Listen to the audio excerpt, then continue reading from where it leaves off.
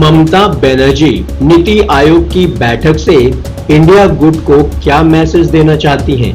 क्या है उनके दिमाग में? आइए समझते हैं। नीति आयोग की बैठक में हिस्सा लेने को लेकर ममता बनर्जी ने 3 बार फैसला बदला है। सबसे पहले ममता बनर्जी ने मीटिंग में शामिल होने का फैसला किया था, फिर दिल्ली रवाना होने से पहले मन बदला और कार्यक्रम रद्द कर दिया और आखिर में निर्णय लिया कि मीटिंग में शामिल होना है। ममता बनर्जी ने आखिरकार इतने सारे फैसले एक साथ लगातार क्यों लिए? क्यों उनका मन इतना बदला बदला सा था? नमस्कार, आप देख रहे हैं न्यूज कॉल 24। मैं हूं आपके साथ सुशील गिरीश। हर खबर पर नजर, हर सवाल का जवाब, पक्ष न विपक्ष, खबर निष्पक्ष। देश दुनिया की हर छोटी बड़ी खबर सीधे आपके स्क्रीन पर। लगातार ताजा खबरों के लिए न्यूज कॉल 24 को अभी सब्सक्राइब करें, फॉलो करें, ज्वाइन करें और नोटिफिकेशन में जाकर ऑल का ऑप्शन दबाना बिल्कुल ना भूलें। बने रहिए न्यूज कॉल 24 के साथ। आइए बढ़ते हैं खबरों की तरफ। ममता बनर्जी आखिरकार नीति आयोग की बैठक में शामिल होने जा रही हैं। मीटिंग में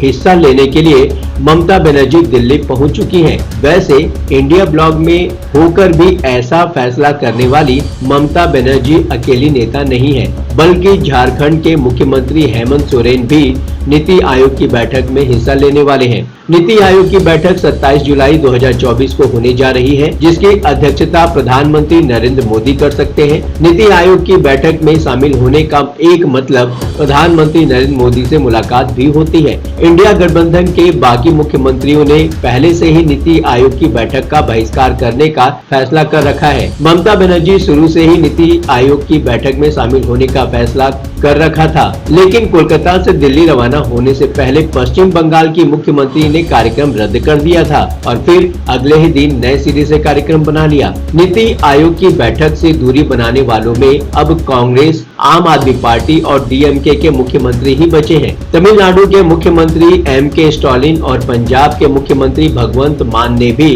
पहले से ही बता दिया था कि वो नीति आयोग की बैठक में नहीं शामिल होने जा रहे हैं। अन्य मुख्यमंत्रियों में कर्नाटक के मुख्यमंत्री सिद्धारमैया, तेलंगाना के मुख्यमंत्री रेवंत रेड्डी और हिमाचल प्रदेश के मुख्यमंत्री सुखविंदर सिंह सुक्खू शामिल हैं। सवाल अब ये उठता है कि विपक्षी इंडिया ब्लॉक के मुख्यमंत्रियों के स्टैंड की परवाह न करते हुए ममता बनर्जी नीति आयोग की बैठक में क्यों शामिल हो रही हैं? क्या ममता बनर्जी नीति आयोग की बैठक में शामिल होने का फैसला करके इंडिया ब्लॉक का नेतृत्व कर रही कांग्रेस को कोई मैसेज देना चाहती हैं? या फिर ममता बनर्जी के इस कदम में केंद्र में सत्ताधारी बीजेपी के लिए कोई संदेश है? ममता बनर्जी ने बार बार आखिरकार स्टैंड क्यों बदला? पश्चिम बंगाल के मुख्यमंत्री ममता बनर्जी का कहना है कि बजट में केंद्र सरकार ने उनके राज्य के साथ भेदभाव किया है, जो उनको किसी भी सूरत में स्वीकार नहीं है। ममता बनर्जी कह रही है कि उनको भेदभाव पसंद नहीं है और इसलिए अपनी आवाज उठाने के लिए वो नीति आयोग की बैठक में शामिल होने जा रही हैं। ये तो साफ है कि ममता बनर्जी ने इंडिया ब्लॉक से अलग फैसला लिया था, लेकिन आम बजट 2024 की घोषणाओं के बाद इरादा बदल लिया था और फैसला जो उनका पहला था उसे रद्द भी कर दिया था। लेकिन फिर अचानक हुआ कि दूसरा फैसला भी फटाफट बदल लिया। ममता बनर्जी ने खुद ही ये बात भी बता दी।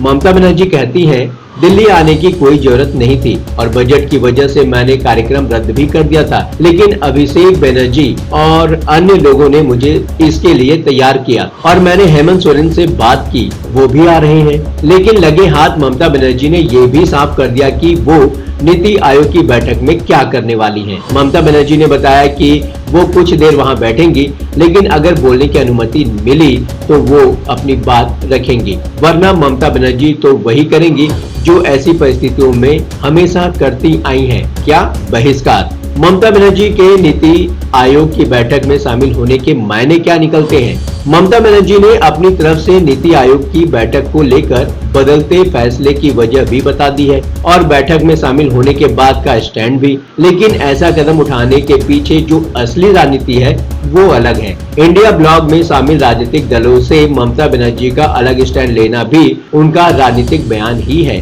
जिसके कई मतलब निकलते हैं और इसलिए कुछ सवाल भी उठते हैं कि क्या ममता बनर्जी इंडिया ब्लॉक को सिर्फ फायदे के लिए इस्तेमाल कर रही है? लोकसभा चुनाव के दौरान ममता बनर्जी ने कहा था कि अगर इंडिया ब्लॉक की सरकार बनी तो वो बाहर से सपोर्ट करेंगी, लेकिन फौरन ही नया बयान दिया कि वो विपक्षी गठबंधन का ही हिस्सा हैं, यानी अगर सरकार बनी तो शामिल हो सकती हैं, तो वो बात हुई नहीं।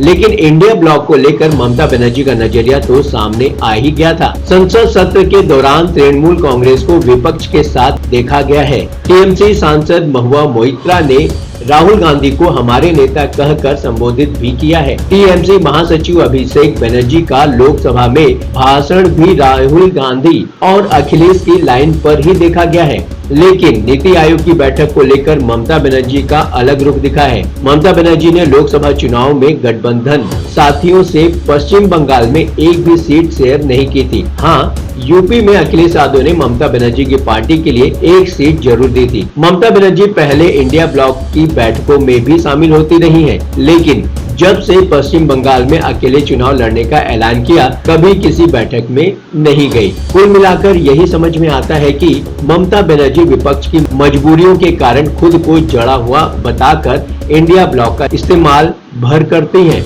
ममता बनर्जी का बैठक में शामिल होना अपनी जगह है, लेकिन नीति आयोग को लेकर तृणमूल कांग्रेस नेता ने जो कहा है वो सुनना और समझना और भी महत्वपूर्ण है। ममता बनर्जी ने नीति आयोग को हटाकर फिर से योजना आयोग वापस लाने की मांग की। ममता बनर्जी का कहना है कि नीति आयोग आखिर मीटिंग बुलाने के अलावा करता क्या है। ममता बनर्जी की ये डिमांड तो एक हिसाब से कांग्रेस का ही सपोर्ट कर रही है। 2014 में केंद्र में बीजेपी की सरकार बनने के बाद योजना आयोग को खत्म कर दिया गया था और उसकी जगह 2015 में नीति आयोग का गठन किया गया। अपने क्षेत्र से जुड़ी कोई भी समस्या या अन्य बातें न्यूज कॉल 24 तक पहुंचाने के लिए वीडियो पर दिए गए नंबर पर आप हमें व्हाट्सएप कर सकते हैं। बने रहिए न्यूज कॉल 24 के साथ। नमस्कार।